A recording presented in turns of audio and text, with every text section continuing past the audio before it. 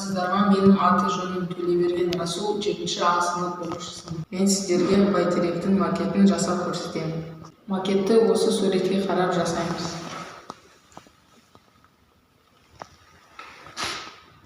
Ол үшін бізге макеттің дайын сызбалары қажет.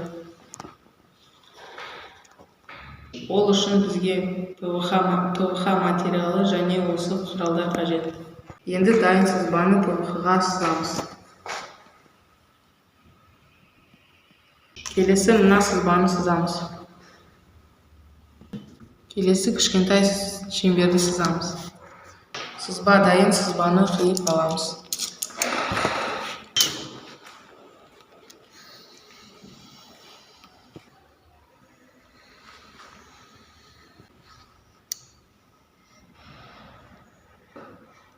Кіші шеңберді қиямыз. Сызбаны қиып алдық.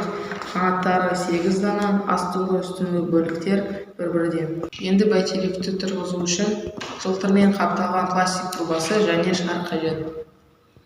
Бірінші пластик трубасын астыңғы шеңберге бекітеміз. Енді кіші шеңберді үстіне бекітеміз. Енді қанаттарын бекітеміз.